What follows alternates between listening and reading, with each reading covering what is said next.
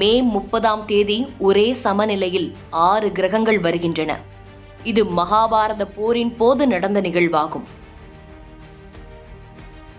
இதனால் மே 30 மகாபாரதத்தில் வருவது போல் இன்னொரு போர் வெடிக்கலாம் என்று பிரபலமான ஜோதிடர் சுவாமி யோகேஸ்வரானந்தா கிரி முன்கூட்டியே கணித்து பேசிய வீடியோ இப்போது வேகமாக பரவி வருகிறது.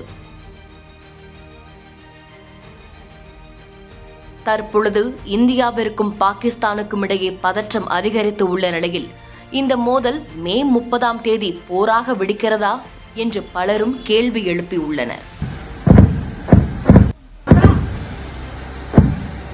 பகல்காம் தாக்குதலை தொடர்ந்து இந்தியாவிற்கும் பாகிஸ்தானுக்கும் இடையே கடும் மோதல் ஏற்பட்டுள்ளது.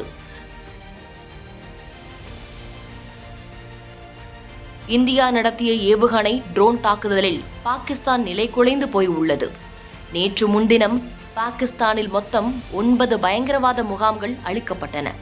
இதையடுத்து நேற்று பாகிஸ்தான் இந்தியாவை தாக்க முயன்றது. இவ்வாறு மாறி மாறி மோதல்கள் வெடித்துக் கொண்டிருக்கும் நிலையில் மே 30 மகாபாரதத்தில் வருவது போல் போர் வெடிக்கலாம் என்று ஜோதிடர் சுவாமி யோகேஸ்வரானந்தா கிரி கூறியது தற்பொழுது இணையதளங்களில் வைரலாக பரவி வருகிறது. ஒரு தனியார் இந்தி நிகழ்ச்சியில் அவர் பேசும் பொழுது மே 30 பயங்கரமான ஒரு போர்க்காலத்திற்கான அறிகுறி என்றும் கீதையில் வருவது போன்று போர்கள் நடக்க வாய்ப்பிருப்பதாகவும் அவர் கூறியிருந்தார்.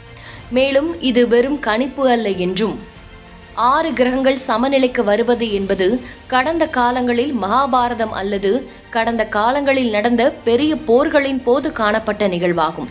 போர் என்பது ஒரு வகையான யாகம் என்றும் கீதையில் இது பற்றி கிருஷ்ணர் கூறியுள்ளார் என்றும் அவர் தெரிவித்துள்ளார். மேலும் இந்த காலத்தில் இந்தியாவுக்கான பொற்காலம் என்றும் முற்றிலும் இந்தியா உச்சத்தில் உள்ளது என்றும் அவர் தெரிவித்துள்ளார். தற்பொழுது இந்த வீடியோ இணையதளங்களில் வேகமாக பரவி வருகிறது.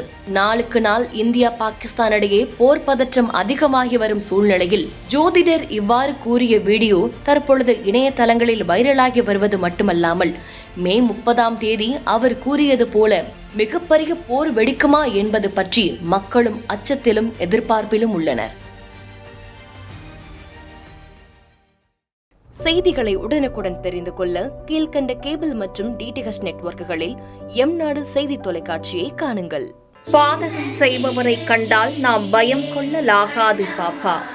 மோதி மிதித்துவிடு பாப்பா, அவர் முகத்தில் உமிழ்ந்துவிடு பாப்பா. அண்மை செய்திகளை உடனுக்குடன் தெரிந்து கொள்ள இணைந்திருங்கள் எம்நாடு தொலைக்காட்சியுடன்.